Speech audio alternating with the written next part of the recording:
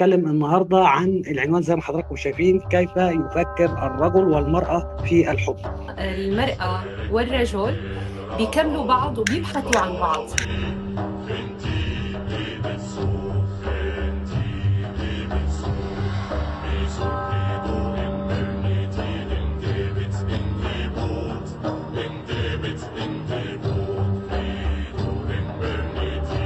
مساء الخير على الجميع. أرجو من حضراتكم ترحبوا معايا بضيفتي الجميلة الأستاذة جولي خوري. ازيك يا جولي هانم، عاملة إيه؟ الحمد لله، شكرا لك أستاذ راوي، وشكرا للناس اللي عم تحضرنا. أنا كتير سعيدة إني أكون معك اليوم بهذا البرنامج اللي فعلا كتير راقي. كتر ألف خيرك، متشكر. إحنا أسعد يعني. طيب، حابب أقول لحضراتكم الأول إحنا معانا الأستاذة جولي، هي متخصصة في الصحة النفسية والعلاقات الزوجية والتربية وكده.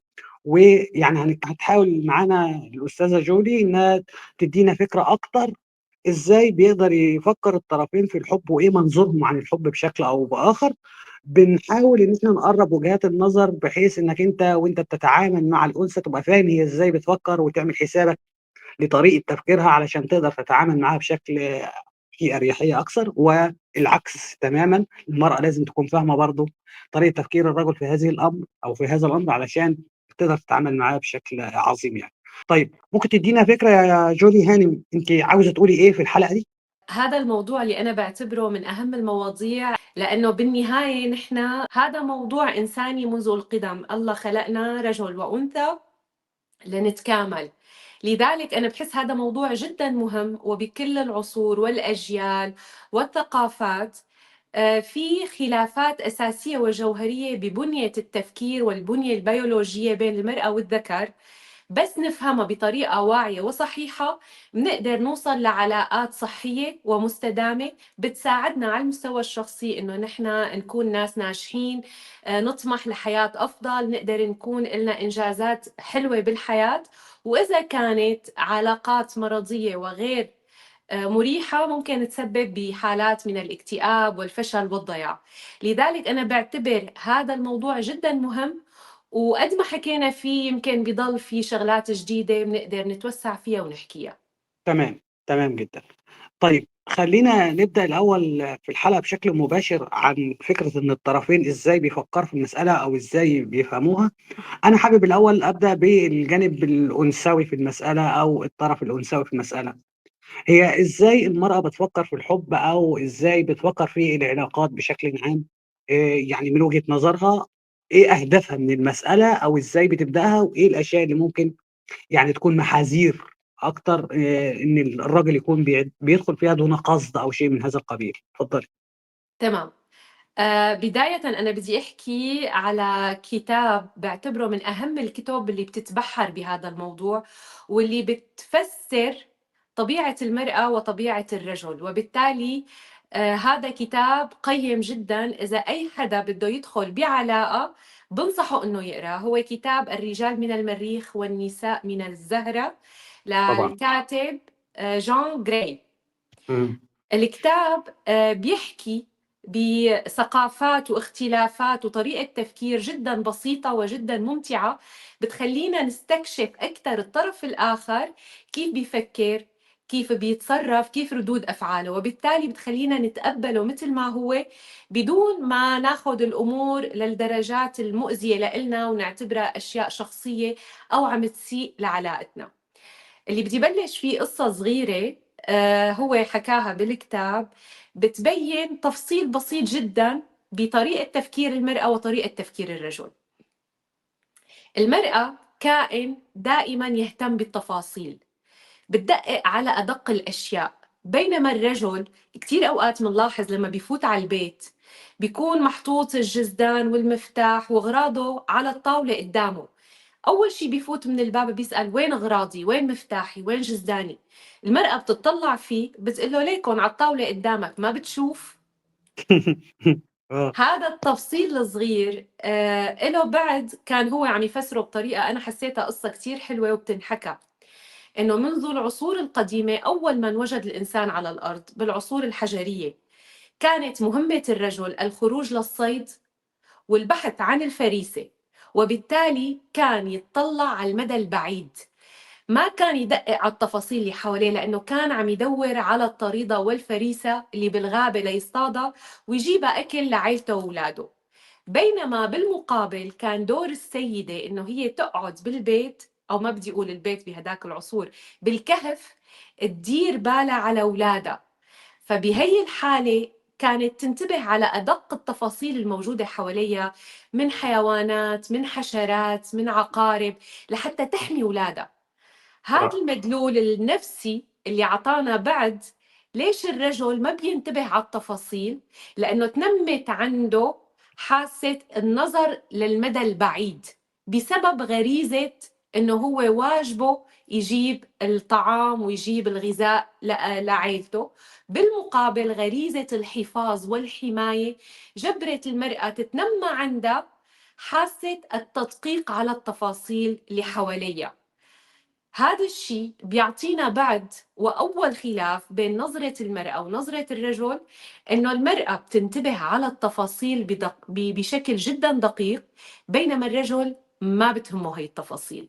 لذلك هي القصة اللي حكيتها، إنه نحن أول خلاف دايما بيكون مع الرجل هو على التفاصيل. لما بتقله ليش ما انتبهت، ما شفت، وهو بيقول لها انت كثير بتفوتي بتفاصيل بطريقه ايام مزعجه. تمام. فحبيت بلش بهي القصه البسيطه اللي انا بحسها ممكن توصل رساله وفكره كثير حلوه، مهم تختصر جدا مراحل بنمط التفكير المختلف بين بين الطرفين. الطرفين. رائع تماما. رائع، جميل جدا. هلا اتفضل. هي اول فكره بدي احكي فيها، هي الطبيعه البيولوجيه والنفسيه للمراه اللي بتختلف تماما عن طبيعه الرجل. انا بس عاوز اتدخل مع حضرتك، معلش انا اسف. بما تفضل. انك طرحتي الفكره دي، وهي فكره رائعه جدا، وكمان يعني يعني اصلتيها بشكل عظيم جدا. بما انك طرحتيها، طب هو ازاي؟ انا شايف ان الطرفين بيكملوا بعض، الطرفين مش على النقيض خالص. انا طبعا احنا كنا بناخدها بشكل يعني مضحك اكتر او تريقه اكتر، ان المراه لما تقول لي ايه رايك في الابيض والاوف وايت، فانا بالنسبه لي هما الاثنين ابيض، انا مش مش مهتم بالمساله. لكن هي المساله لا، هي ابعد من كده، وزي ما حضرتك ذكرت كده، ازاي ان الطرفين يقدروا يتفاهموا. انا اتفهم هي ليه مهتمه بالتفاصيل زياده عن اللازم، وهي برضو تتفهم ليه انا مش مهتم، او احيانا ما باخدش بالي من التفاصيل الصغيره اللي هي ممكن تضايقها او تزعلها. ازاي نصلح المساله دي، او كل طرف يفهم التاني، انك تخطى هذه المرحله علشان تقدر تكمل بدون ما تحمله ما لا طاقه له به، زي ما بيقولوا. اتفضلي. تماما. حضرتك سألت السؤال وجاوبته. هو بكل بساطة إني أنا أتفهم هي الطبيعة، إني أنا أعرف كيف الرجل بيفكر، إني أنا أعرف إنه التفاصيل ما بتهمه. وبالمقابل كمان الرجل بده يعرف إنه المرأة كتير بتهمها التفاصيل، ولكن هذا الشيء ما له من باب فضول أو حشرية، هو من باب طبيعة بيولوجية الله خلق فينا. لذلك لما أنا بتفهم كيف الطرف الثاني بيفكر، بتخف حديتي بالتعامل مع ردود أفعاله إذا ما حبيتها. يعني مثلا بتلاحظ أيام كتير بيكونوا رايحين يسهروا بشي مكان بعزيمة مع مجموعة من الأشخاص، بيرجعوا على البيت المرأة بتقعد بتحكي له شفت فلان شو لابس، شفت فلانة شو حكت، شفت التصرف الفلاني. هو بيقول لها أنا ما انتبهت. بكل بساطة هو بيكون عم يركز على حديث بيهمه إله، ما بيهمه التفاصيل اللي عم تصير حواليه. الفكرة الثانية اللي بدي أحكيها، طبيعة الرجل هو بطبيعته بيبحث عن الإنجازات، بيبحث عن السرعة، بيبحث عن الحلول، لأنه هو هيك الله خلقه. بينما المرأة هي بطبيعتها الأنثوية بتبحث عن العاطفة، عن الاحتواء، عن التفاصيل، عن المشاعر. هذا الاختلاف اللي قلته حضرتك إنه هن بيكملوا بعض، فعلا بيكملوا بعض بطريقة رائعة. لذلك الله خلق الذكر والأنثى لحتى يكملوا بعض، ومن خلالهم بيجي الأولاد والعالم بيتطور وبتكتر الناس والأمم. لذلك هذا التكامل هو اختلاف بيولوجي بشكل الجسم، وإضافة له اختلاف بطريقة التفكير وبالطبيعة البشرية وبالنفسية. إذا فهمنا هاي الاختلافات بطريقة واعية راقية، احترمناها، ما بنعود بنطلب من شريكنا إنه يقدم لنا شغلات خارج عن طاقته، ولا بنعود نحن واقعين تحت ضغط الاختلافات اللي بتدمرنا وبتدمر العلاقة. فأنا الموضوع هاد كتير بعتبره أساسي وجوهري بفهم الاختلافات نفسياً وبيولوجياً. تمام، تمام، واضحة جدًا ورائعة الفكرة جدًا. إحنا طبعًا أنتِ أول ما حضرتِك قُلتِ الاختلاف أو كده، كنت هاقول لِك إحنا على الله حكايتنا إحنا غلابة ما بنهتمش بالتفاصيل دي، بس لمّا تعمقتِ في المسألة لأ، الموضوع فعلًا يعني يرجع للتكوين بشكلٍ عام، وكل واحد وأهدافه اللي أقدر أقول تم تكليفه بيها بمزاجه أو غصبٍ عنه، فخلّته إنه يتهيأ للفكرة دي، إن هو يبُص لأبعد من المرحلة القريبة وتفاصيلها، وهي لأ، هي مهتمة بالتفاصيل، لأن التفاصيل دي هي اللي هتوصّلنا للمرحلة الأبعد اللي هو عاوز يوصل لها المفترض يعني. طيب تماماً. إيه بالضبط. طب إيه النقطة التانية اللي حابة حضرتك تطرحيها من وجه الاختلافات بين الطرفين؟ أول شي بدي نوّه على موضوع كتير مهم. أنا بانصح أي شاب وصبية حابين يأسسوا علاقة، أنا بانصحهم كتير يطلعوا، يقروا، يتثقفوا. في كتير على اليوتيوب، في كتير ناس بتطلع بتعطي نصائح وإرشادات إنه كيف المرأة بتفكر وكيف الرجل بيفكر. الثقافة والمعرفة كتير مهمة لحتى نحصن حالنا للمستقبل، كيف نتعامل مع هذا الشخص ونفهمه بطريقة صح. الفكرة الثانية بدي أحكي فيها هي التواصل. أنا لما بدي أتعامل مع شخص، للأسف المرأة تعتقد إنه الرجل اللي بيحبها لازم يفهمها بدون ما تحكي ولا شيء، إنه إذا بيحبني فهو رح يعرف شو بدي. بالمقابل الرجل هو ما عنده هي كيف بدي اقول لك، ما بدي اسميها الموهبه او الملكه. الرجل انسان عملي، بحب انه يعرف، بحب يطلع، بحب يكتشف. الله هيك خلقه بهي الطريقة. ولكن أنثوية المرأة تعطيها شعور بالخجل، فهي بتعتبر إنه المبادرة وطلب حاجتها من الرجل هو انتقاص من أنوثتها أو من قيمتها أو من كرامتها. أنا اللي بشوفه هو العكس تماماً. أنا لما بدي أعمل علاقة صحيحة، التواصل هو أهم شيء. احكي مع الطرف الثاني سواء ذكر أو أنثى بأسلوب راقي وواضح ومباشر، واشرح له حاجتي وأنا شو بحب، أنا شو بكره، أنا شو بدي من هي العلاقة. أنا في تصرفات ما بحبها، بطلب من شريكي بوضوح إنه ما يعملها. ولكن الخجل عند الأنثى اللي بيمنعها من إنه تطلب هي الأشياء، واعتمادها على الرجل إنه هو لحاله يعرفها، هون بتسبب كمان فجوة بالعلاقة بتتراكم مع الوقت، وممكن تأثر سلباً على علاقتهم مع بعض. لذلك صحيح. التواصل جداً مهم لتوضيح وجهات النظر. وبنفس الوقت الرجل هو كائن، أنا بدي أعرفه، هو كائن جداً لطيف وجداً طيب. الرجل ما له إنسان خبيث، ولا له إنسان جلف. هو طبيعته الذكورية بتعطيه من المواصفات اللي فيها نوع نحن بنقولها قسوة، ولكن هي ما قسوة، هي نبل. هي شعوره بأنه واجبه يحمي، واجبه يحتوي، واجبه هو اللي يدير باله على العيلة، هو اللي يخدم هي العيلة. بس نفهم هي المعادلة كمان بتريحنا كتير لما منحسه أيام هو آخذ دور المتسلط، إذا بدي سميه، أو الدور القاسي. هو ما بيكون عم يمارس هذا الدور لأنه هو متسلط وقاسي، هو طبيعته البيولوجية بتعطيه هي القوة. بدي أحكي مثل صغير. بالعصور القديمة كمان لما كانت الحروب، كانت الرجال كلها تمشي بالمقدمة والنساء بالخلف عم تشجع. ليش؟ لأنه الرجل عنده هي الجرأة وعنده الشكل البنيوي الجسدي وعنده القدرة أنه يكون بالصفوف الأمامية ويواجه، بينما المرأة بذكاء الاجتماعي ولطفها الأنثوي هي اللي بتشجع وبتدعم وبتدفش، ولكن بالصفوف الخلفية.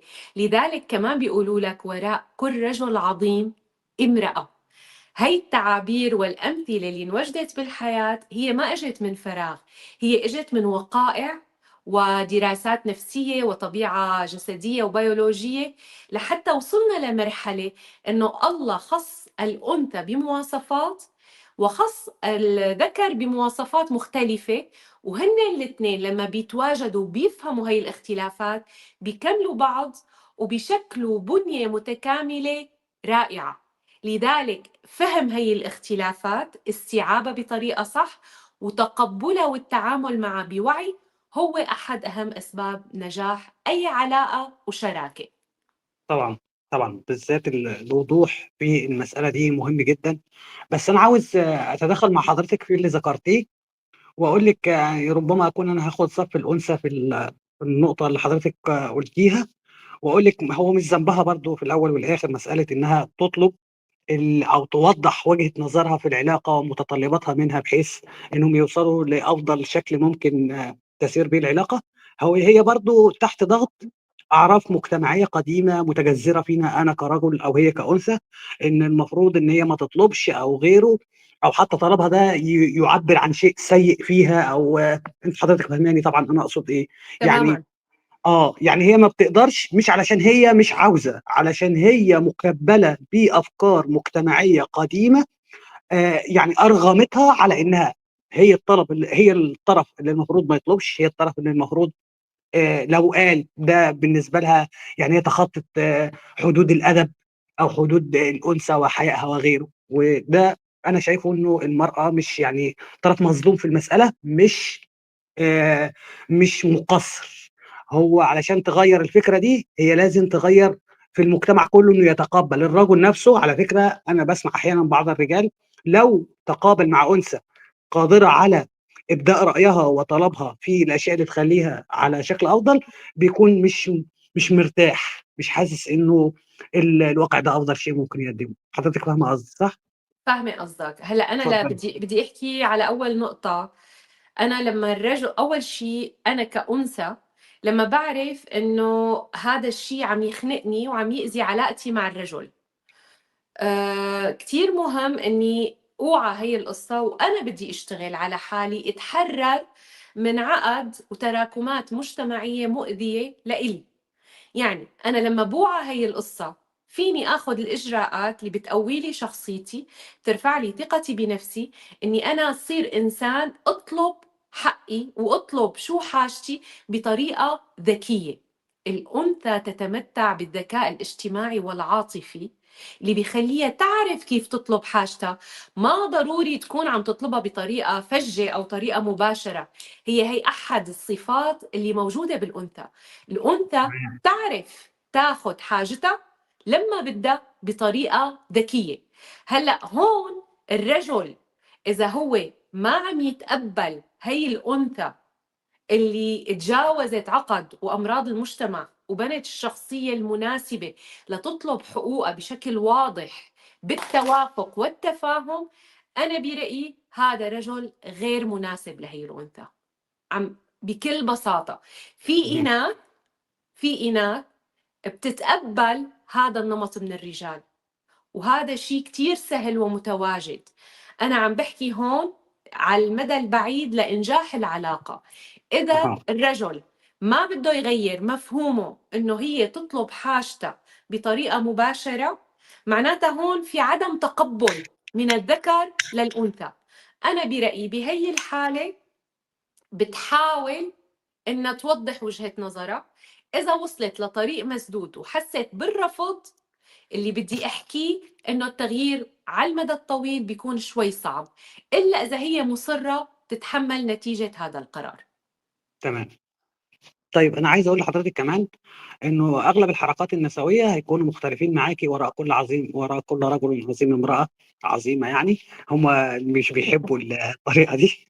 هلا فيعني أنا لك بصراحة أستاذ راوي، أنا بالأساس قولي أنا مو راوي بال مختلفة معهم، بس إمم. أنا ما بتوافق بكتير شغلات عم يتم طرحها بهي الأيام، وبفوت بكتير جدل حول هي المواضيع. وبدي أقول لك شغلة، أنا اللي اهم. ملاحظته هلا إنه في ردة خفيفة من الحركات النسوية على الهجوم يعني شو بدي أقول لك العنيف اللي شنوه ضد الرجل وضد إنه هي تكون أنثى، مكانها ممكن يكون لفترة محددة بالمنزل، عنايتها للأولاد، إنه ما تشتغل. هلأ بهالوقت عم يصير في ردة خفيفة وعودة إلى إنه كل إنسان يعرف حدوده. يعني إمم. رح أقول لك شغلة بكل بساطة، الحركات النسوية هي قامت كرد فعل على واقع كان مسيء ومجحف بحق المرأة. هذا الشيء أدى إنه الناس انتفضت، ودائما بالانتفاضات وبالثورات البدايات بتكون جدا عنيفة، فأنت بتطرح طبعًا. كل رغباتك وكل أحلامك وكل شيء أنت عم تحلم تغيره بالبدايات. فالفكرة الأساسية البدايات كانت جدا عنيفة من المرأة كرد فعل على ظلم مجتمعي تمام. عام. تمام. بعد فترة على مسار الحراك النسوي، على مسار التغييرات اللي صارت، مع الوقت اكتشفت المرأة واكتشف الرجل بنفس الوقت إنه في طبيعة إنسانية بيولوجية أنا ما فيني أتجاوزها. يعني إذا أنا ما بقدر مثلا صلح شاحنة، أو ما بقدر أشتغل شغل سفر ليلي، هذا الشيء ما بينقص من قيمتي كإنسان. هذا الشيء ما بقدر أعمله لأني أنا امرأة وأنثى، طبيعتي ما بتخليني أقدر انسجم واستمتع بالأعمال القاسية. طبيعتي ما أنا قاسية، أنا أنثى، هذا فرقي عن الرجل. إذا ما احترمت هذا الفرق وفهمته صح، أنا بكون عم بأذي حالي، عم بأذي أنوثتي. ليش؟ يعني أنا بالنتيجة شو عم كسر، شو عم حطم عادات وتقاليد بالنسبة إلي بالية. أوكي، أنا فيني أحصل على أنوثتي بطريقتي الأنثوية الراقية واللطيفة. وهذا اللي كنت عم أقوله، إنه دايما المرأة عندها ذكاء اجتماعي فطري، تقدر تحصل على حاجتها إذا تصرفت بطريقة صح.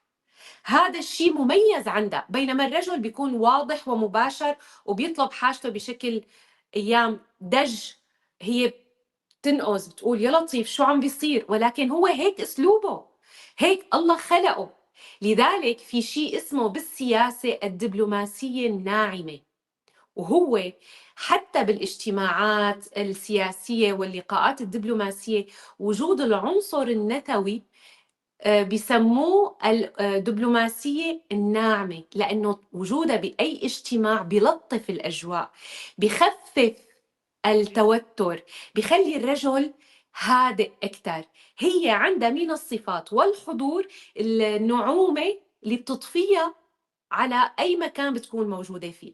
حتى إمم. ببيتك لاحظ زوجتك، والدتك، أختك، وجودها بالبيت بيعمل حركة من الفن والتحسين والإبداع واللمسة الراقية المريحة، اللي بتحس حالك أنت بس تفوت على البيت في دفى.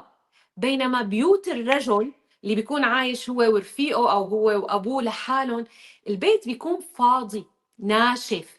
مو لأنه الرجل ما عنده حس إبداعي ولا عنده حس الجمال، لا، ولكن هذا طبع الاهتمام بالتفاصيل، الاهتمام بالألوان، بالروح الجمالية للمكان. هذا صفة أنثوية طاغية، جزء من شخصيتها.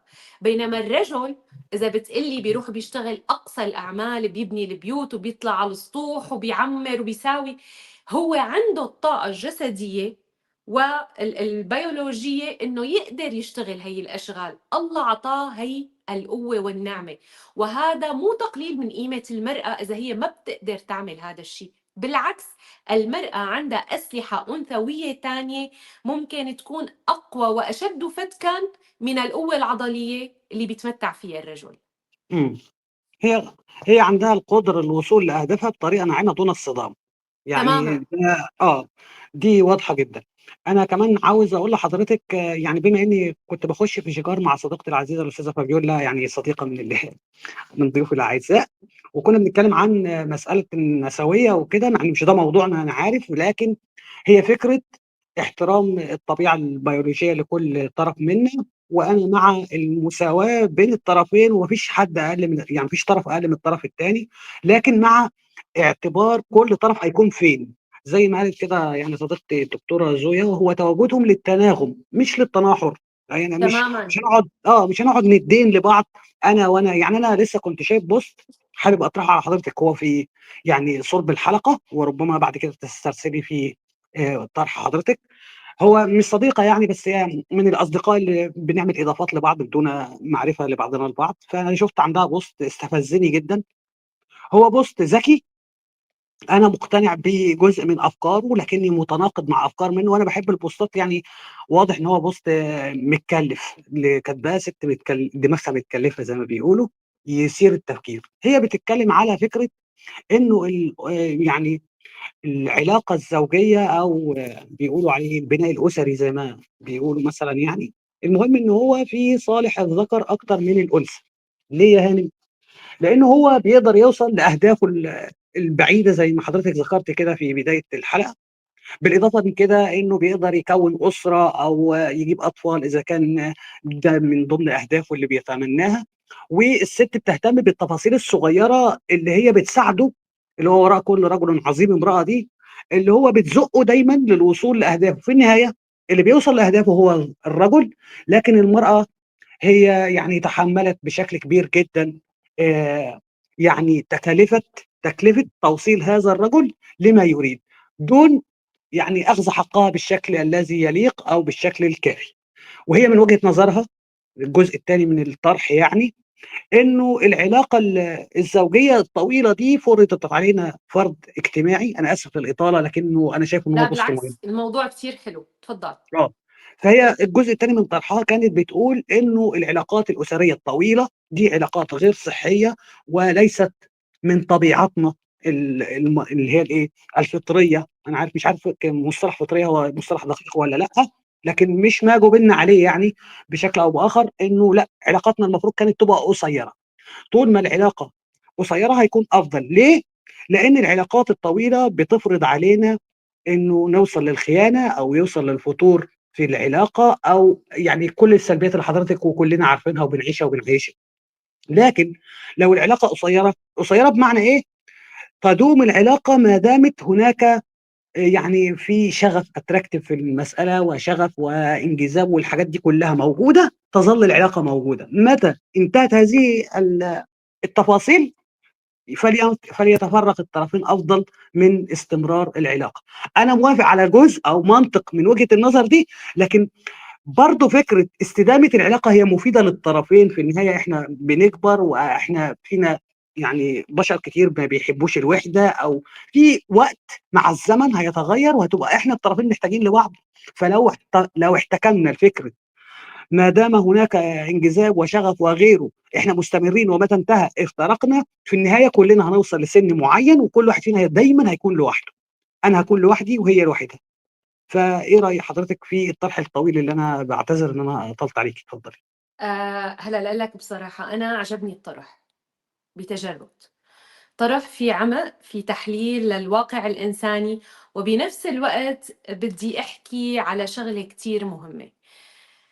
لما ما بيكون في أولاد العلاقة بتاخد شكل مختلف. يعني أنت لما بتكون مع شريك وصلت لطريق مسدود بالحالة العاطفية معه أو بالتفاهم، فأنت حرية الانفصال تبعاتها بتكون أنت والشريك أخدتوا قرار، وأنتوا الاثنين رح تتحملوا نتيجته. ولكن لما أنت بتبني عيلة بيصير في أولاد، بيصير في حياة مختلفة عن حياتك الخاصة. أنت لم تعد إنسان حر مجرد عم تركض وتلهث وراء عاطفتك واحتياجاتك العاطفية. هون أنا بختلف بهذا الموضوع. لذلك لما بدك تبني أسرة وبدك تجيب أولاد، أنت بدك تعرف أنك أنت تنازلت عن جزء كتير كبير ومهم من حريتك ومن حياتك العاطفية، لأنه العاطفة هي طاقة، والطاقة تتجدد. فأنا بقائي مع شريك لفترة طويلة بوصل بحالة معينة لمرحلة التعود. يعني أنت إذا راح الشغف، أنت بقائك مع هذا الإنسان هو تعود، لأنك أنت ما بدك تعيش بدونه، أنت متعود على الحياة معه، متعود على الشراكة، على الصداقة، على إنك تسافر معه، تكتشف شغلات جديدة أنت وياه. ولكن بيجوز الشغف مع الوقت يتغير وينطفى أو ممكن ينتهي. فاستمراري مع هذا الشخص هو قرار شخصي، أنا باخده وهو بياخده. ولكن لما بيكون في عيلة وأولاد، إذا أنا بدي أتبع غريزتي وشغفي، أنا بكون عم دمر العيلة فقط لإلحق هي الغريزة. صح ولا لا؟ كلام حضرتك مظبوط. والطرح اللي انت او التفسير للطرح اللي انت فسرتيه انا موافق عليه. من الجانب ده انا موافق عليه، انا موافق على الطرح من وجهة النظر دي. بس في جزء تاني، هي فكرة التساوي، وان انا تنازلت عن حريتي في مقابل ان انا ابقى مع شخص. يعني مش زي ما حضرتك ذكرت. التفسير اللي حضرتك ذكرتيه ده تفسير منطقي جدا، ان انا مش هقدر اكمل في وقت ما او شيء معين. بالعكس، احيانا بيكون الانفصال افضل كتير من استكمال علاقة غير سليمة. تماما. لكن بالظبط. لكن اللي انا شفته او اللي قريته في محتوى الطرح ده، في جزء منه هو جزء التساوي، لدرجه ان انا الخسرانه في ال- المقايضه دي. وبالتالي انا الافضل ليا انه دايما اغير، او دايما يكون العلاقه لها نهايه او كده. هو ده إيه. الجزء اللي انا سالت نفسي فيه كتير وقعدت افكر فيه. اتفضلي. أوكي، هلا أنا لأقول لك شغلة. أول شيء، لما أنا بدي أدخل بعلاقة، فأنا جزء من حريتي أنا تنازلت عنه، هذا بدنا نتفق عليه. أنا ما عدت إنسانة حرة، أنا صار في اكيد. عندي مسؤوليات. صح ولا لا؟ اكيد. لا، صحيح طبعا. مو بس أنا وشريكي اكيد. لما أخذنا قرار نكون مع بعض، فأنا بدي أتخلى عن جزء من حريتي المطلقة، وهو بده يتخلى عن جزء من حريته المطلقة لحتى نقرب لبعض. بالمقابل، آه برجع بحكي على نقطة كتير مهمة: المساواة بالحقوق والواجبات. هذا موضوع مختلف تماما عن الطبيعة البيولوجية وعن طبيعة الأنثى كأنثى وطبيعة الرجل كرجل.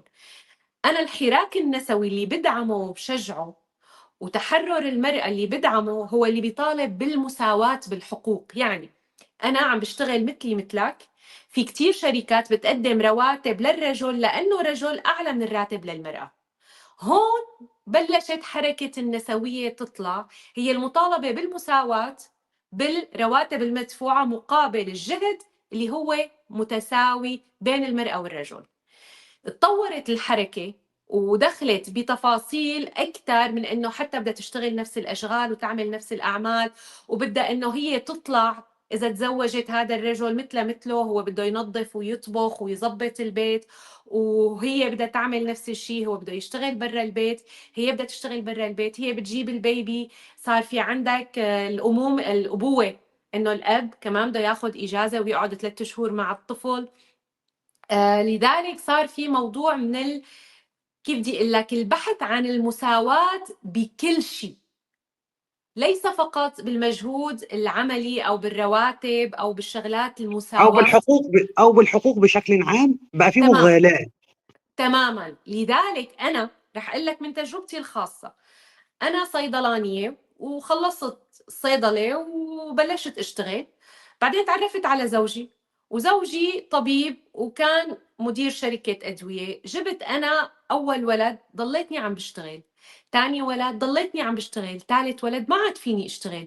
كبرت مسؤولياتي. أنا كامرأة ولدانة بعصر وزوجي بيشجعني وبيدعمني على أني أشتغل وأتحرر وعيش حياتي العملية وأتطور بمهنتي. أنا اللي أخذت القرار إنه في أولوية بحياتي هي لعائلتي، لأولادي، لأني أنا بالنهاية غريزة الأمومة هي بتدفعني أكثر من أي غريزة تانية. يعني أنا مع إنه المرأة تبحث عن طموحها، مهنة، شغل، نجاح، تطور، ولكن أنا لما باخذ قرار إنه بدي أتزوج وجيب أولاد، أنا عندي جزء من المسؤولية تجاه هذا القراري إنه تنجح هي العيلة.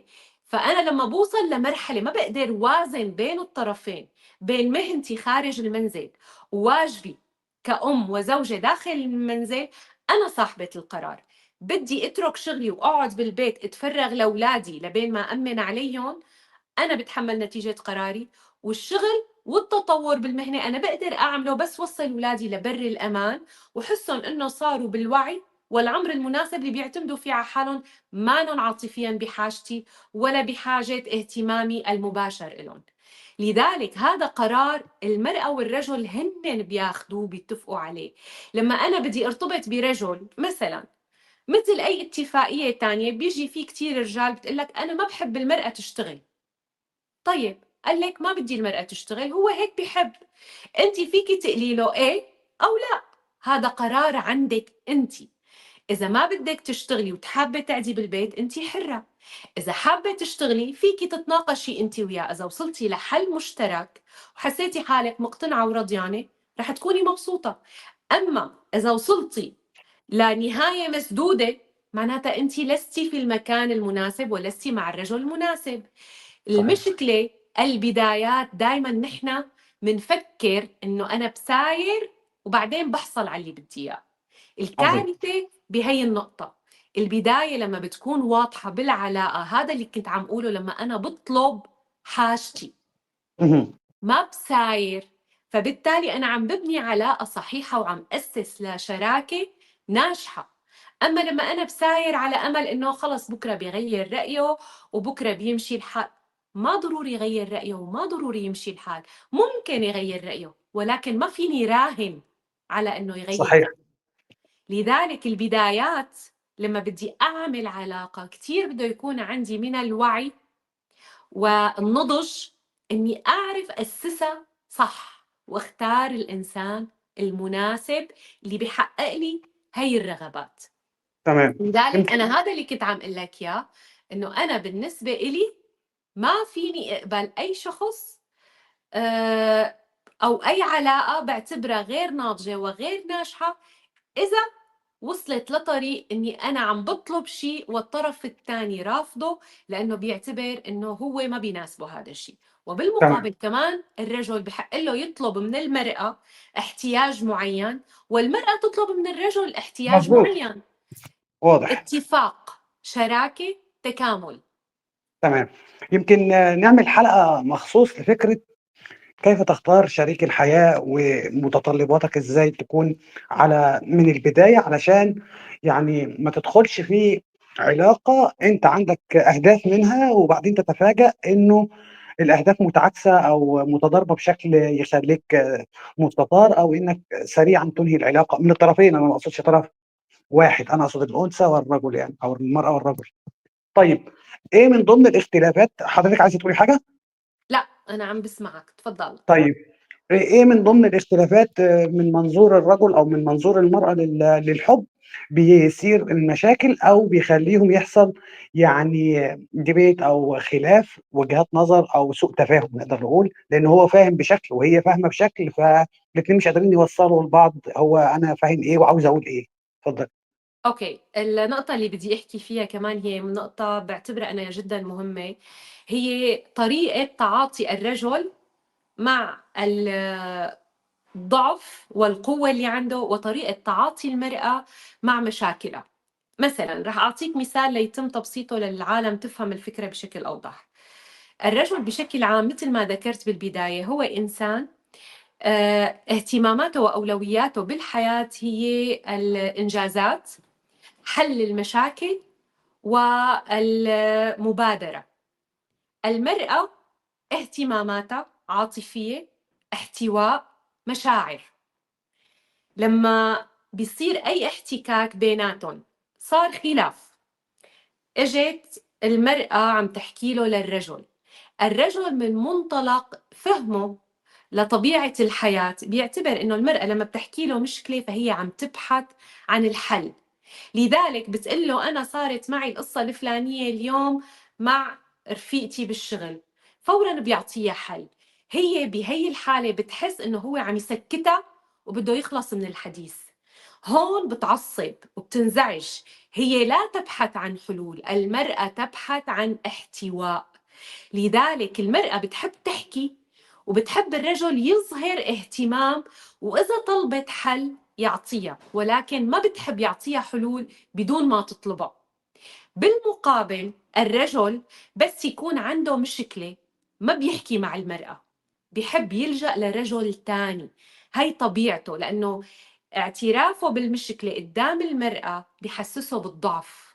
لذلك كتير أوقات منحس الرجل إنه ما بيحكي، بتجي النساء بتقلك ما بيحكي شي، بيضل ساكت كل الوقت، ما بعرف شو بو، ما عم بفهم عليه. هذا الشي بطبيعته كتير طبيعي، لأنه الرجل بيعتبر حكيه بأي مشكلة أو شي صاير معه هو انتقاص من رجولته قدام المرأة، وهو هذا الشيء ما بيحبه. لذلك لما المرأة بتستوعب صمت الرجل هو مانو صمت عقابي لإلها، أو هو مانو ساكت لأنه هاملة، هو في شيء عم يفكر فيه، بيكون بحاجة لدعم عاطفي غير مباشر، كلمات حب، كلمات اهتمام، عناية، بتعطيه ثقة بالنفس وبتعطيه قوة بطريقة غير مباشرة. ما ضروري تضل تروح تسأله شبك وشو صاير معك ومتغير وليش ما عم تحكي، هدول الكلمات بتأذيه. بالمقابل لما المرأة بتحكي بدها طولي بالك، أنا فهمانك، معك حق. المرأة بدها تحكي، المرأة بتحب تحكي لأنه بتعتبر الكلام هو أحد وسائل تفريغ الغضب والطاقة اللي جواتها. اختلاف هذا عفوا فهم هذا الاختلاف واستيعابه والتعامل معه بطريقة ذكية وواعية كمان بخلينا نقلل الفجوة بين الطرفين. حلو، حلو جميل.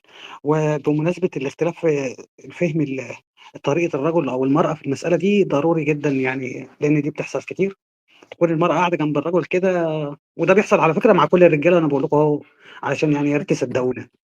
نبقى قاعدين مزبوط. جنب نبقى قاعد جنب المرأة كده مثلًا وأنا بابُص على التلفزيون وسرحان جدًا، ومش بافكّر ولا شايفها ولا شايف التلفزيون أصلًا، يعني يدّيكِ كده إيحاء وكأنه الشخص اللي قدّامِك ده ولهان، عارفة عاشق ولهان.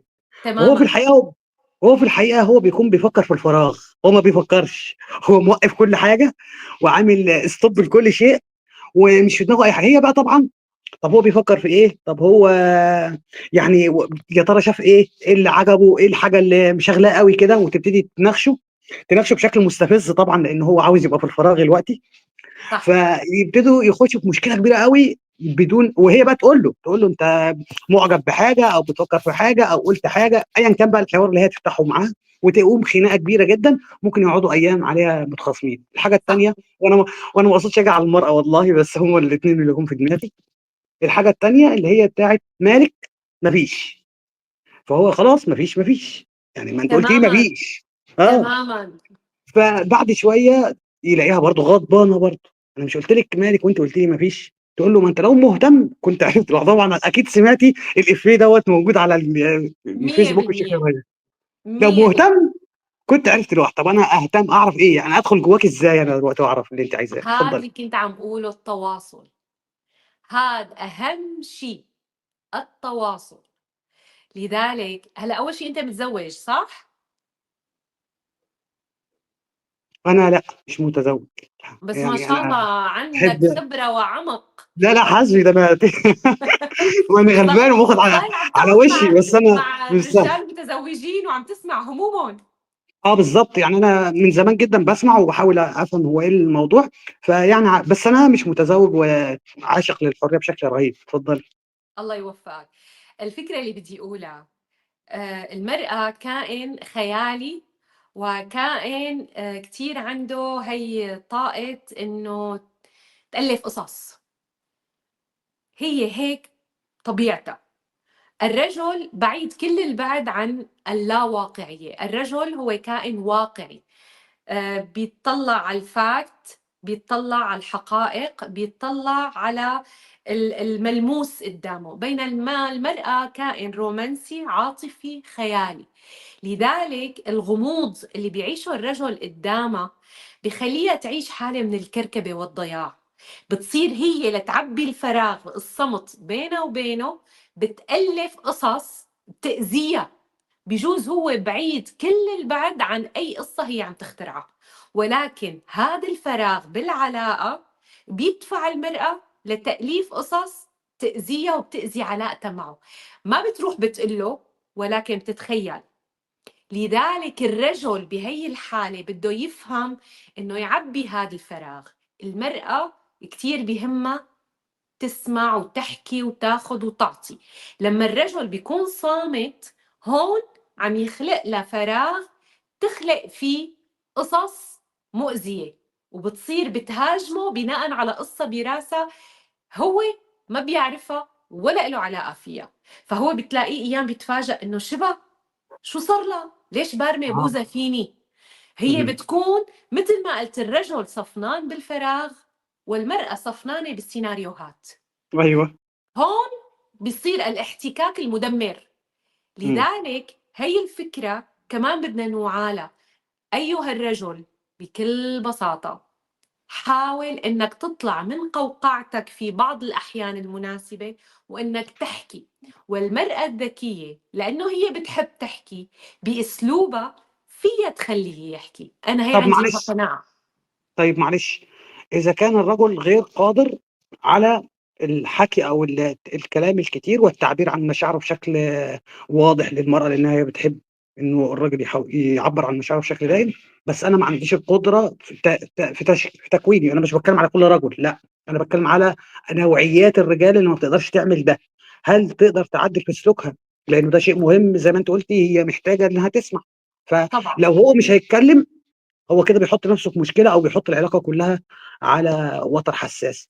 إزاي يقدر يغيّر ده، أو يقدر يشتغل على إيه يخلّيه يصلّح من الطريقة دي قدر الإمكان، مش بالضرورة إنه يتغيّر تمامًا؟ اتفضلي. هلا انا برجع بقول لك راوي، انت بكل بساطه لما بتوعى المشكله بتصير تبحث عن حلول.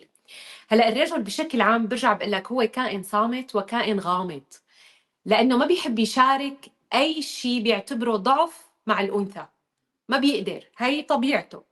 لذلك الأنثى لما بدها تفتح حديث فيها تكون شوي هي ميسر للموضوع، فيها تحكي قصص عامة، تحكي قصص مفائلة.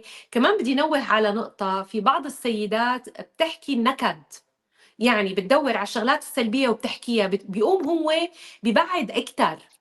لما اهم. بدي افتح انا نقاش، اول شيء بدي انتبه على الموضوع اللي عم بحكيه مع الرجل.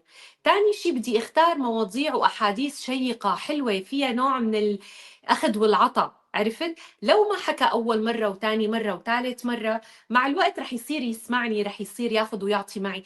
كمان المراه بدها تستوعب هي الحقيقه وتطول بالها. بالمقابل الرجل في عنده اساليب تانية للتعبير.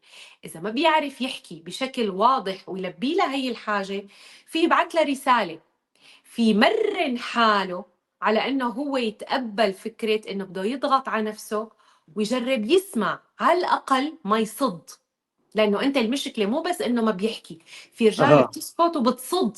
نحن اللي بدنا نحكي فيه انه ما تصده للرجل، ولا تمام. تخليه يحس حاله انه هو يعني عفوا، قصدي ما يصدها للمراه، ولا مفهوم، تخليه مفهوم. يحس يعني انه هو هي غير مرحب بحديثها. على أها. القليله ما بدك تاخذ وتعطي، بس شويه كيف بدي اهتمام. طبعًا. درب حالك. كمان الرجل عنده مسؤوليه، بس يوعى هي القصه يدرب حاله. والوقت والنيه الطيبه صدقني بيوصل. ممكن يعبر لها بورده، ممكن بهديه، ممكن يطلعها مشوار حلو، يسمعها غنية، يبعت لها غنية، يبعت لها رسالة، يبعت لها ريل.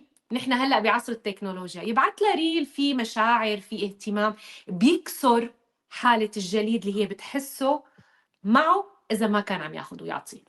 بس أنا عايز أقول لِك يعني إنه الرجالة دلوقتي في العصر الحالي بتتكلم مع المرأة بشكل كبير جدًا، يعني نبقى في الشغل مثلًا إحنا دلوقتي في شغل وضروري إن إحنا نكون مهتمين، ألاقي الراجل مثلًا قاعد يحكي مع مراته بالساعة في حاجات إحنا ما نعرفهاش، سواء في الشغل أو برّه الشغل، بس هو بيتكلم كتير يعني معاها.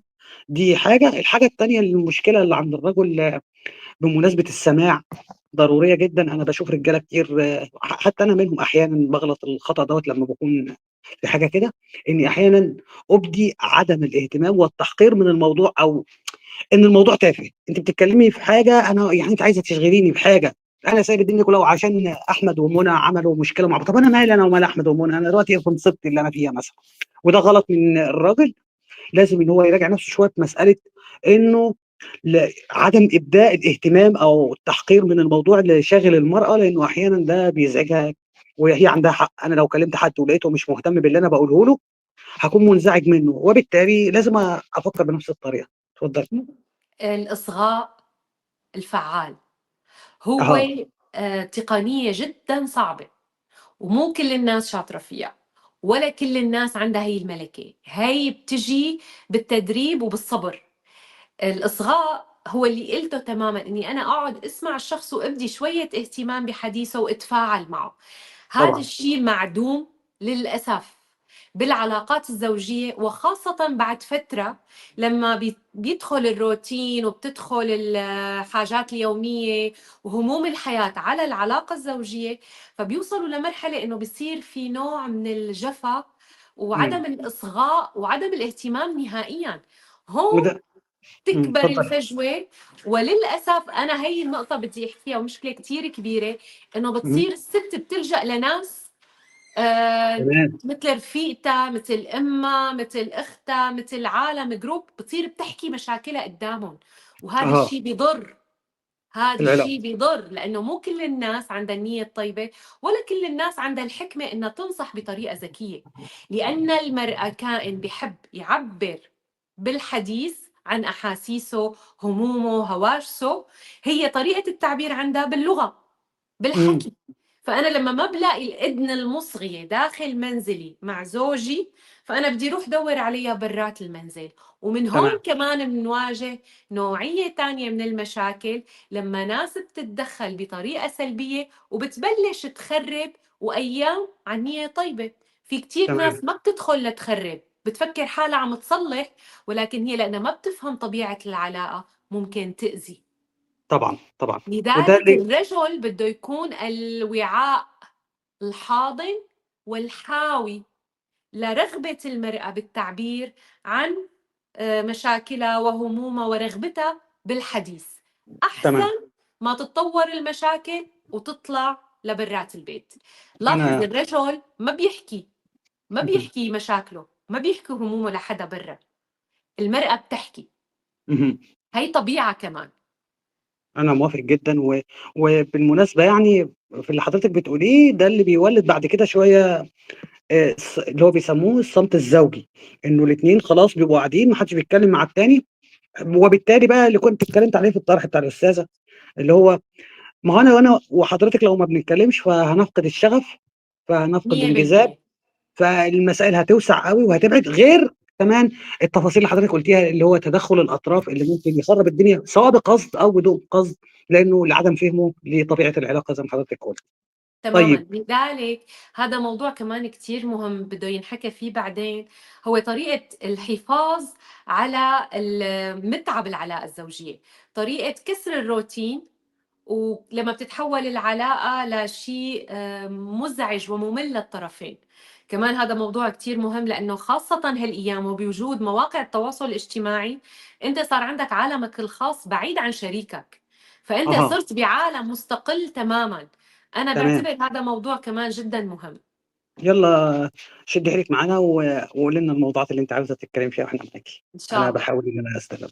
طيب، إن شاء الله. في إيه تاني خلافات ممكن يعني في الجزء الأخير، إحنا لو حد بقى عاوز يسأل سؤال وقبل يعني ما أسأل الأستاذة جولي، يا ريت يا زويا هانم كنتِ دخلتِ معانا وكنا إحنا الاتنين استضفنا الأستاذة جولي وقعدنا بقى إيه، ندّيها في حوار جامد جدًا.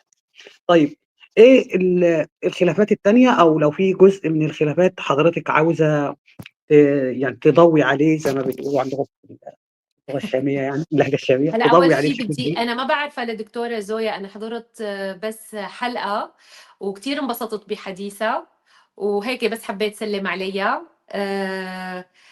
فشكرًا إلك إنك عم تتابعينا.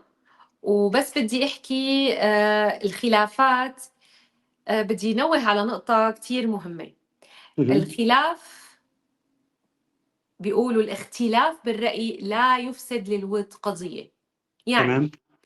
أنا حتى بعلاقتي مع شريكي، سواء ذكر أو أنثى، أكيد في اختلاف بوجهات النظر. أنا بتطلع على أي موضوع بطريقة، شريكي رح يطلع عليه بطريقة تانية. أنا بشوف زاوية، هو بيشوفها من زاوية تانية.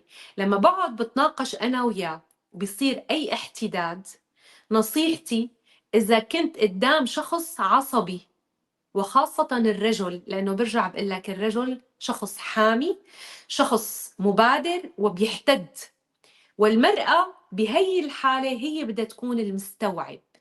هون بهي الطريقة كتير مهم أعرف إيمت انسحب وإيمت ارجع قرب. يعني المواجهة والمجابهة مع الرجل في كثير من المواقف وخاصة لحظات الغضب عم تودي لفجوة فظيعة، عم تسبب البعد والجفا بين الطرفين والحرد لأيام. بهي الحالة لحتى ما أوصل لمرحلة دمر علاقتي وأوصل إنه بعد نهائياً، بدي أكون ذكية وأنا بحمل الأنثى هي المسؤولية، لأنه هي القادرة بلحظات الغضب على إنه تستوعب الشريك. تمام، والرجل يعني تفضل. عايز أقول لِك حاجة، حضرتك بتحمّلي الأنثى إنها تدير العلاقة أو تخلّي بالها من الأشياء دي، بناءً على إنها قادرة طبيعتها على إدارة هذه الأمور، هلا مش طبعا. نوع من عدم التساوي بين الطرفين، يعني أنتِ جاية على المرأة أو شيء، لا لا صح لا لا، كده؟ أنا رح أقول لك بصراحة، وبتمنى ما تزعل مني أنت ولا أي رجل. لأ قولي أنا اللي أنتِ عايزاه. باعتبر المرأة هي قائد العلاقة، مع احترامي لكل الرجال. لا ده صحيح أصلًا، المرأة إحنا هي نفسنا متفقين عليه. ممتاز، الحمد لله. اهم. المرأة هي بتحصل على اللي بدها إياه وبتوصل للنتيجة اللي بدها إياها بذكائها العاطفي وأنوثتها.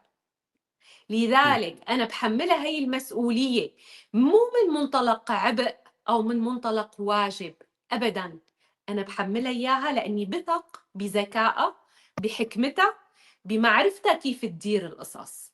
لأنه أها. دائما الرجل أنا بعتبره، قلت لك، هو كائن لطيف وأنا بشوفه هو طفل كبير، والأنثى بغريزتها الأمومية اللي بتطغى على كل علاقاتها وتصرفاتها بالحياة بتقدر تحتوي الرجل، ولكن بدها تكون ذكية، لأنه بالنتيجة هذا ما نو ابنها، هذا رجل بحاجة يحس برجولته، بقوته، هو السند والدعم، هو عنده من الثقل الفكري والمادي اللي بيحسسها بالأمان. لذلك كتير مهم تعرف تتعامل بذكاء، لأنه أنا برجع بقول لك بقدر راهن على ذكائها إنه تنجح هي العلاقة، وليس نهائيا من منطلق الواجب أو إنه لازم تتنازل. بالعكس، أها. أنا عم بمنحها دور بعتبره هذا دور قيمة عالية إلها ولقدراتها. طبعا إذا كان الرجل يستحق ويقدر، لأنه آه. بالمقابل هيك واجبه تجاه الأنثى. كتير مهم إنه يقدر هذا الشيء ويحترمه ويظهر له تقديره. هذا الشيء المشترك اللي هي وياه لازم يكونوا وصلانين له. أنا عم بحكي أشياء فيك توصلها بالحوار المباشر والطلب المباشر، وفي أشياء فيك توصلها بطريقة غير مباشرة. لذلك المرأة قادرة إنها توصل للي بدها إياه بذكاء العاطفي، وأنا براهن على هذا الشيء. والمطلوب تمام. من الرجل تقدير واحترام هذا الذكاء. والعمل على إنجاح ما تقدمه المرأة، وإلا ما يبقاش يستحق إنه يكون في هذه العلاقة من الأساس، وهي لو ضيّعت معاه وقت تبقى غلطانة، إيه رأيِك؟ تمامًا، تمامًا، وصلت؟ لأنه بنرجع بنحكي كلمة جوهرية، العلاقة هي تكامل، وهي احتواء من الطرفين. لحتى أنا أوصل، يعني أنا لأقول لك بصراحة، حتى مع احترامي لكل الحركات النسوية، أنا ما باقدر أعيش دون الرجل، وأنا ما باقدر أعيش مستقلة، وأنا ما باحب هذا الشيء على مستوى شخصي. أنا بحاجة للرجل بحياتي، بحاجة لدوره، بحاجة لدعمه، بحاجة أحس إني أنا في شخص مختلف عني ولكن يكملني ويغنيني باختلافه.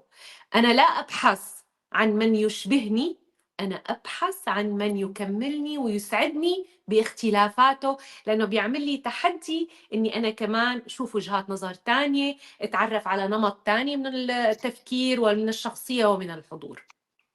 والله يا دكتورة جوري، يعني أنتِ رافعة من روحنا المعنوية كتير ومديانا أكتر من أستحق، وأنا شايف إنه يعني على الرجل كمان إنه يكون مقدّر جدًا إن إذا المرأة عليها إنها تعمل في إنجاح العلاقة، لازم هو كمان يعني إيه، يحاول إنه يبذل جهد أكبر من أجل إنجاح هذه العلاقة، وإلا هيكون يعني لا يستحق. المسألة مش مسألة إنه هي فرض عليها زي ما حضرتِك ذكرتِ، أو إنقاص من مقامها يعني، أو إنقاص من التوازن أو التساوي اللي بين الطرفين في المسألة دي. ضروري جدًا إنه كمان تدوسي على يعني حتّة الرجل السيكا كده، إنه لازم يكون فاهم إنه لازم يعمل على إنجاح العلاقة زي ما المرأة مطلوب منها إنها تنجح العلاقة، علشان ما تقلقيش إن أنتِ مع ذكر يعني، لأ عادي، أنا تمام ومتقبّل لكل لا، لا، أنا عم لهذه أقول لك الأنس. أستاذ راوي، أنا بالعكس، أنا باحكي خبرة، باحكي تجربة، باحكي الشي اللي أنا باعيشه، وباحب إني الصبايا، لإنه أنت قُلت شغلة كتير مهمة. نحن بالنهاية الحياة مستمرة، ولكن الشراكة فيها مت على المستقبل. لمّا أنا بيكون عندي شريك بحياتي باستمتع بإني أقضي وقت معه، صديق قريب مني، أنا بحاجة هذا الشي. الوحدة مؤذية للطرفين، طبعًا. والشراكة مليئة وغنية للطرفين. لذلك أنا نحن بحاجة بعض برغبتنا وليس بالإجبار. يعني أنا تمام. بحاجة الرجل لأني أنا برغب وجوده بحياتي وبستمتع بهذا الوجود. أنا ماني مضطرة. كل الناس تقدر تعيش لحالها، ولكن الإضافات الجميلة والممتعة، متعة الحياة هي بالشراكة. أنا هاقول لذلك لحضرتِك. تفضل. اتفضلي، لأ اتفضلي كمّلي، أنا آسف، اتفضلي. لأ، لذلك أنا بادعي وبأكد على إنه ما نتقوقع بفكرة الاستقلالية الزايدة عن اللزوم، لأنه التمن رح يندفع بعدين. نحن بحاجة بالضبط. لنستوعب حاجتنا للطرف الآخر ونعرف حدودنا. ما تمام. نحاول نخرمش السما وبدنا نكون السوبر هيرو بكل شيء. أنا عندي طاقة، عندي حدود، بدي ناس تقدر طاقتي، وأنا استمتع بالنعم والعطايا اللي عاطيني إياها الله كأنثى، واستمتع بالنعم والعطايا اللي عاطيه إياها الله للذكر. لذلك العلاقة المثالية بتقوم على استيعاب هي الحقائق البسيطة وتقبلها، وتقبل دوري بالحياة. أهم شيء تمام. الأنثى تتقبل دورها. أنا تمام. فخورة بأنوثتي. أنا بحياتي ما فكرت إنه بدي أكون صبي، ولا بيعني تمام. لي الموضوع. بالعكس، أنا ما بحب كون صبي، أنا بحب كون أنثى، وفخورة بهذا الشيء. تمام. أنا حابب معلش أعلّق على اللي حضرتِك قُلتيه تأكيدًا يعني. آآ حضرتِك قُلتِ يعني في بداية الثورة بيكون فيها عنفوان وشِدّة كده ومبالغة ومغالاة في الأفكار أو الآراء أو الطلبات، وده مفهوم. في البداية بيكون في غضب، بيكون في استحقاق كبير جدًا منقوص، وأنا محتاجة إن أنا أعلّي من يعني طموحاتي جدًا علشان حتى لمّا أوصل لقدر أقل شوية يكون مُرضي بالنسبة لي، وأنا ده متفهّمه في الحركة النسوية يعني في بدايتها وظهورها، لإنه أكيد كانت المرأة بتقع تحت ظُلم كبير جدًا ويعني شيء مش مقبول. لكن بعد شوية لابد إنه يحصل عملية تعقُّل وإدراك ل تماما. زي ما أنتِ قُلتِ كده، اللي هو إيه، أنا وظيفتي إيه وهو وظيفته إيه، بتقبُّل، زي ما أنتِ قُلتِ بالضبط، بتقبُّل. أتقبّل الأوضاع أو المساواة بناءً على الطبيعة اللي إحنا عليها. دي نقطة نمرة 1. نمرة 2 بالنسبة للوِحدة، وأنا علّقت على الصديقة اللي أنا ما أعرفش اسمها للأسف، أنا آسف يعني باعتذر لها. بس يعني هو الpost عجبني جدًا، وهي سِت واضح إنها ذكية وشاطرة. وأنا ال عجبني، ال وأنا عجبني. الفكرة بقى في الجزء اللي أنا كنت رافضه في المسألة. أنا واحد ممكن يكون بالنسبة لي الوِحدة عادي جدًا، يعني أنا مش ما عنديش مشكلة في الوِحدة. في ناس كده، في ناس مع الوِحدة بتتعايش بتكون مبسوطة أكتر بالوِحدة. لكن طبيعة أغلب البشر لأ، هم ما بيحبوش الوِحدة، وهو كائن اجتماعي بطبعه، ده الإنسان تماما. بشكل عام يعني. فلمّا حبيت أوصّل لها، أنا حبيت أرُد رَد شوية عنيف أو واقعي عنيف، علشان أصوّر لها هي هتروح فين في الآخر بالمنطق ده. إن هي كانت بتقول إنه من ضمن الأشياء اللي بتجبرنا على الدخول في العلاقات دي، وهو فكرة إن المرأة عندها رغبة في الأمومة، هي عايزة تبقى أم. طبعا. فبالطبيعة دي الرجل يعني بينتهز هذه الفرصة وبيخش في العلاقه اللي هي بتكون لصالح الرجل اكتر من انها للمراه، وما فيش فيها مساواه وما فيش فيها مكسب للمراه بشكل او باخر. فانا كنت حابب اقول لها يعني، او ده اللي انا قلته بالفعل، انه طيب خلينا نكون على قدم المساواة احنا الاثنين، واللي عاوز شيء هو اللي يدفع حقه. بمعنى يعني انا عاوز طفل، او عايز اوصل للانجاب، فاوكي انا اتفق معاكي على الانجاب، واخد الطفل اللي انجبتيه بعد ما يكون جاهز ان هو يبقى طفل قادر انه ما يكونش محتاج لامه اللي هي الرضاعه وغيره والاشياء دي. وانت عايزه كده برضو تعملي دوت بالاتفاق. وهي طبعا كانت بتتكلم على المبالغ والاثمان.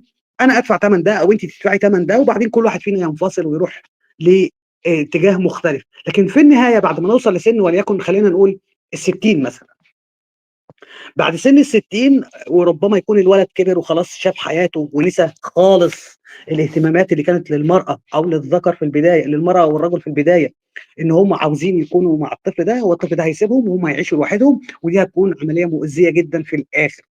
يعني أقصد أقول إنه لو وصلنا المسألة للتساوي اللي هو ما فيش أي حاجة، أنت هتعملي حاجة من الاثنين: إما إنك لن تنجبي فده هيكون شيء مؤذي ليكي، او انك هتكوني وحيده في الاخر، لان اللي انت هتنجبيه ده في الاخر هو هيروح يشوف حياته بعد سن معين وهتبقي لوحدك. ونفس الكلام على الرجل. فبالتالي زي ما حضرتك قلتي برضو من منطق كلامك، وانا بعتذر للاطاله يعني، اللي هو ممكن صحيح الشغف و اذا كان، انا ما بقولش نوصل لمرحله التعارض اللي هو الانفصال افضل من التواجد في العلاقه، لا. لو عاديه، الامور عاديه، فاحنا ممكن ننتقل من مرحله اللي هو الشغف والاتراكتيف على الطرف الاخر او كده، لمرحله التعود والعشره، وانه بقى الطرف ده بيكملني بشكل او باخر وانا بكمله بشكل او باخر، فهنكمل مع بعض المسيره، انه واحد فينا لا يفارق بشكل مختلف تاني. فايه رايك في الكلام دوت؟ هل انا كده جاني ولا كنت منطقي في الطرح ده؟ هلا لأقول لك بصراحة، أنا من وجهة نظري أنا كتير بشجع وبدعم العائلة بكل تفاصيلها وبكل محاورها، ولكن بنفس الوقت من منطلق احترام حرية وقرار أي شخص. هي حرة بطريقة الحياة اللي بتسعى لها طبعا. وبالهدف اللي بدها توصل له، بالنتيجة هي رح تدفع ثمن هذا القرار سواء سعادة أو تعاسة. وكلمه أنا حق، معلش انا اسف، هي اقرت بده برضه عشان اكون امين، يعني هي اقرت بانه ده حريه. تماما اتفضل. تماما، لذلك أنا بقناعتي إذا بتلاقي الشخص المناسب اللي بيتفق معها بطرحها، أنا بهنيها وبشجعها تعيش نمط الحياة اللي هي بيناسبها. ولكن أنا على المستوى الشخصي أنا بعرف اختار نمط الحياة اللي بيناسبني بطريقة مختلفة. هذا ما بيمنع أنه هي تكون صح أو أنا صح، ولكن أنا مهم. إنسان بعتبر عندي خبرة شوي بهذا المجال أكثر. طبعا أنا بشجع العائلة، بشجع الصداقة بين المرأة والرجل والاستمرارية بناء على قواعد تنازلات والتزامات هن الاثنين بحطوها مع بعض. لذلك تمام. إذا هي هيك قناعتها ولقيت الذكر والرجل اللي بتناسبه هي القناعات، حلال عربة. أما غير هيك أنا بالنسبة إلي أنا ما بتفق مع هي القناعات. هذا رأيي الخاص. تمام. هي قالت الجزء الاولاني اللي حضرتك قلتيه بتاع انه كل شخص يعني يبحث عن الاطار اللي يكون متوافق مع وجهة نظره وافكاره، وانه لو لقيت طرف اخر قابل لهذا الامر. هي علشان انا بس انا مش متجني عليها، بالعكس انا معجب اصلا بالفكره اللي هي قالتها، على الرغم ان انا مش فاكر اسمها حتى. بس هي للامانه قالت نفس الطريقه اللي حضرتك قلتيها، انه المساله مساله حريه قرار وتوافق ورغبه تمام. و... وانه اهدافك قابله لده. يعني انت هتاخدي القرار ده مقابل انك انت عارفه ان في هدف معين انت عايز توصلي له، وليكن الانجاب مثلا على سبيل المثال. فالمهم ان هي ادت حريه القرار، لكن دي رؤيتها الشخصيه او وجهه نظرها الشخصيه. فانا حبيت اقول دي بس للامانه عشان ابقى ايه، وصلت راي الست بشكل كامل. اتفضلي. شكرا لك، والرأي حلو والنقاش كان كتير حلو، وأنا كتير مستمتعة بالحديث. انا استمتعت و... اكتر. وهلأ شوف ايمت بتحب نحكي بموضوع له علاقة بهي القصص اللي كتير مهمة. كمان بنوعد المستمعين انه ان شاء الله اللقاء الجاي كمان بنفوت بعمق هي المواضيع، واذا هن في عندهم افكار او طروحات او اسئله يا ريت يبعثوا لك اياها وبتقعد تبعث لي اياها ونتناقش فيها اكثر. ممتاز، ممتاز. طيب أنتِ مبدئيًا نورتيني يا هانم، وأنا استمتعت فعلًا بالحوار معاكِ، حوار هادئ وشيّق وجميل. شكرًا كتير راوي، وشكرًا على وقتك وعلى هالبرنامج اللي فعلًا كتير راقي وحلو. شكرًا كتّر كتير ألف إلك. خيرِك، كتّر ألف خيرِك. شكرًا. عفوًا. طيب يا أصدقاء، طبعًا أنا نسيت في بداية الحلقة، معلش عشان مش مش مركّز بشكل كافي. بالنسبة للأستاذة جولي، هي عندها قناة على اليوتيوب، أنا سايب اللينك القناة في الdescription تحت، تقدروا يعني من فضلكم فضلًا وليس أمرًا تدخلوا على القناة وتشاهدوا. هي بتقول أفكار سريعة كده وحوارات، تقدروا تخشوا وتشوفوها وتشتركوا عندها وكده. وهيكون أنا باحاول إن أنا أستمر في مسألة إن أنا أعمل حلقات عن العلاقات الإنسانية والعلاقات العاطفية، وكمان هادخل في علم النفس بشكل كبير في المرحلة القادمة. فأتمنى إن أنتم تساعدونا كده إن إحنا إيه، نتحرك بشكل أكبر. وانتظروني مع الأستاذة جولي قريبًا إن شاء الله نعمل حلقة جديدة. متشكر جدًا يا هاني. شكرًا إلك. الله معك. الله معاكِ، نورتيني.